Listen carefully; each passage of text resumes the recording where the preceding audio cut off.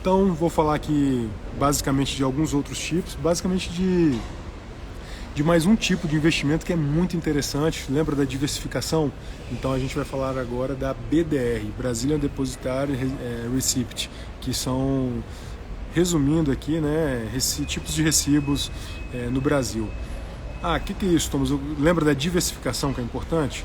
Então, nós até agora não falamos compre tudo de ação, não falamos em comprar tudo de fundo de investimento imobiliário, embora fundo de investimento imobiliário está aumentando muito a população no Brasil hoje, nos últimos meses, está aumentando muito, acho que está conhecendo, fluxo de informação, tal. Quem está aqui na live, por exemplo, certamente vai ficar instigado em tentar conhecer um pouquinho mais sobre fundo de investimento imobiliário, né?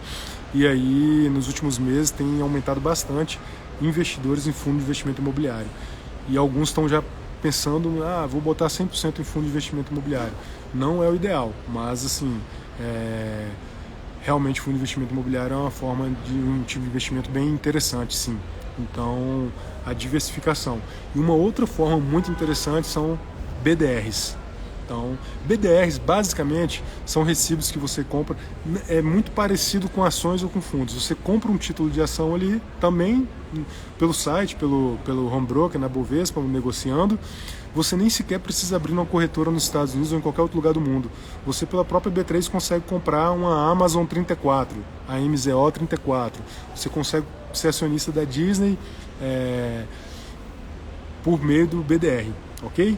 Então, o BDR é um tipo de recibo que você está comprando de uma empresa lá fora, aqui no Brasil, para diversificar seus investimentos, e até porque às vezes você acha que a empresa é atraente, né? Tem um certo atrativo ali para poder estar investindo nela. Então, esse é um tipo de investimento também bem interessante. Além do BDR, você pode comprar também as stocks, né, que são ações no mercado americano direto. Quem às vezes quer dar um passo a mais, facilidade, pode investir direto na corretora nos Estados Unidos. Mas voltando então, simplificando, né, se você está pensando em começar, BDR é um outro tipo de investimento bem interessante.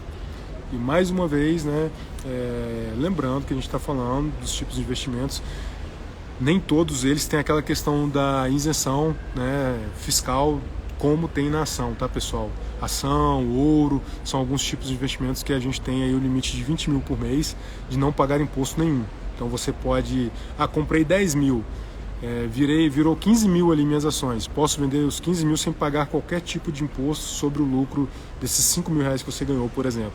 Porque você só paga imposto no Brasil acima de 20 mil reais, imposto no Brasil sobre lucros, no caso de ação, né, se você vender mais de 20 mil reais naquele mês.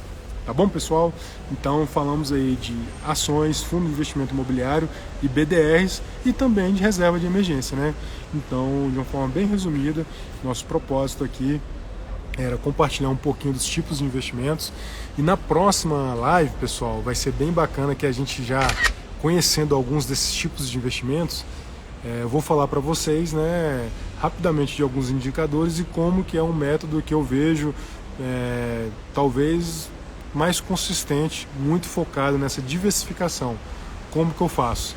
E assim, mesmo com pandemia, por exemplo, a minha carteira de investimentos, é lógico, né, quando caiu ali por volta da primeira quinzena de março, segunda quinzena de março de 2020, foi um negócio absurdo no mundo como um todo, obviamente, né, a pandemia. Então, as carteiras despencaram. Mas, passado ali alguns momentos, alguns meses, você vê que a consistência de quando você faz o negócio usando essas informações. E, pessoal, mais uma vez, não espere se tornar um milionário para investir. Comece com um pouquinho. Não espere ser um economista para investir, né? Agora também não saia aplicando todos os seus cartuchos num alvo só, né? Então é importante a gente diversificar, e a gente vai falar um pouquinho mais disso na próxima live, sobre um método simples, com base no que a gente conversou até aqui, que vocês vão ver que o que eu posso compartilhar sim, é que com um pouquinho de método, um pouquinho ali de disciplina, você consegue sim minimizar os riscos até mesmo no mercado como um todo, como agora recente a gente pode falar fevereiro, março para cá, da questão da guerra na Ucrânia com a Rússia e tal, e que aí você consegue minimizar, ou até mesmo num cenário né? Obviamente que é o propósito a gente potencializar, né? Aumentar a proteção da nossa carteira, dos nossos bens, assim como também, obviamente, aumentar, né? Então, para isso que a gente está aqui conversando um pouquinho mais, tá bom?